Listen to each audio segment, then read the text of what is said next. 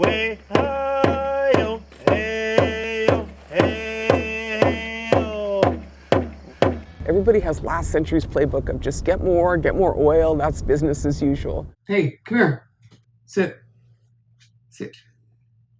It's code red on the climate. Now is not the time to further compromise our environment and our Mother Earth.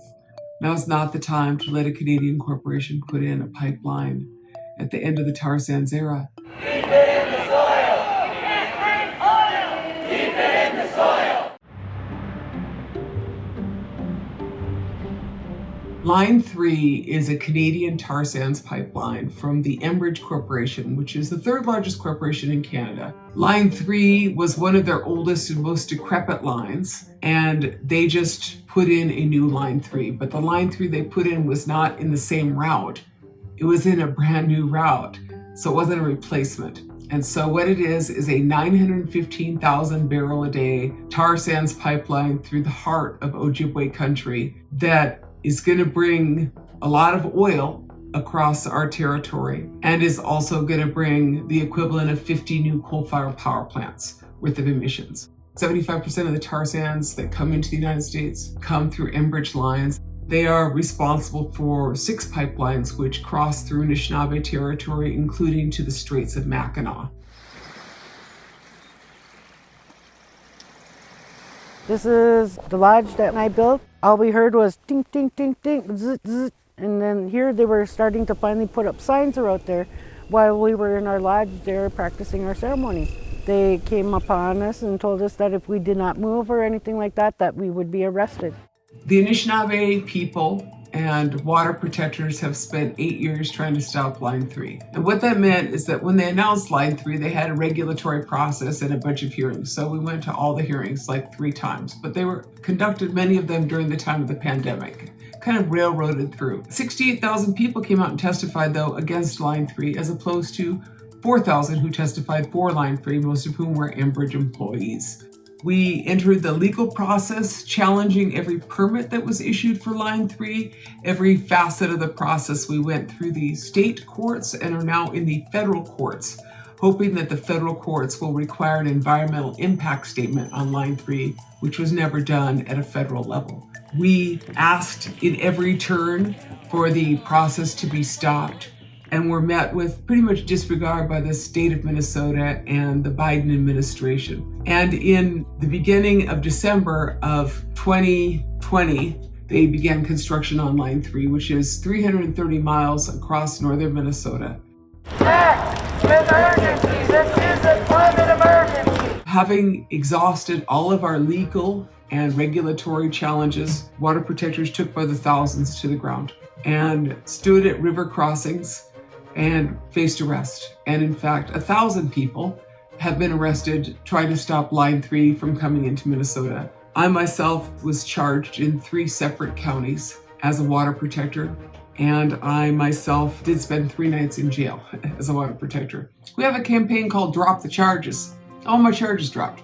Charges in 3 counties. I'm not a criminal, I'm a water protector. I'm a patriot. So you can join us in asking Governor Walz to do what he can to just get our charges dismissed. Who do you serve? Who do you protect? Who do you serve? Who do you protect? The state of Minnesota required Enbridge to pay for the police of Minnesota, who would then arrest water protectors. And in doing so, they had tried to avoid what had happened at Standing Rock, where $38 million was paid by the state of North Dakota to put in the Dakota Access Pipeline. To save themselves some money, they just thought Enbridge should pay for the police. But what that does is it makes the police not work for the public, but it makes them work for Canadian multinational.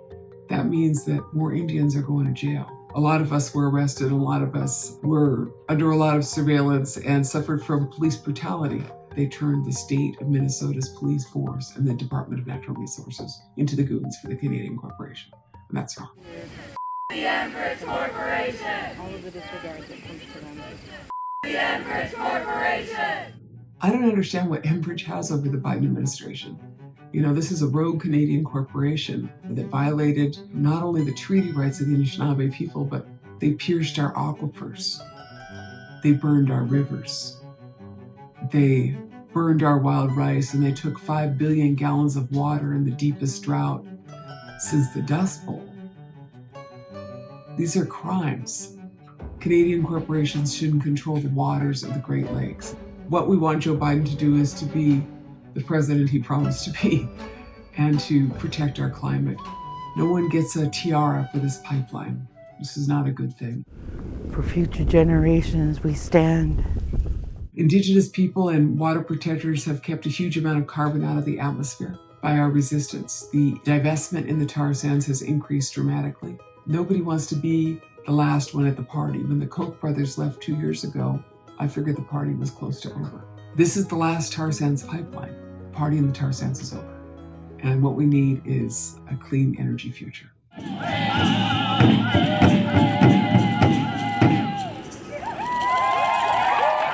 You know, as I look across Indian country, what I see is tribes taking leadership in solar energy, like Red Lake. The largest solar energy project in northern Minnesota is at Red Lake. I see our community doing solar thermal, where we are producing on the reservation solar thermal panels so that all people can have more heat in their homes and don't have to rely on oil companies for their heat. And then I see the hemp economy. I've spent the last 5 years growing hemp. We can make anything that they used to make out of fossil fuels. We can make it out of hemp. I can make insulation out of my hemp, textiles. You know, you don't need any more polyester. And make hemp batteries for the future so that we don't need to mine lithium from Thacker Pass.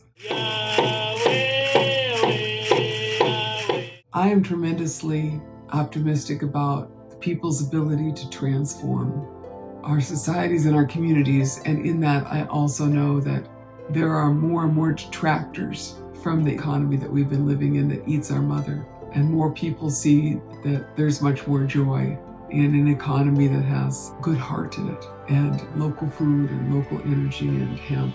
Follow us on honorearth.org. You can see what we're doing in terms of the just transition in bringing solar energy forth in northern Minnesota as well as hemp. Find out about water protectors and all of our work to transform the economy of northern Minnesota.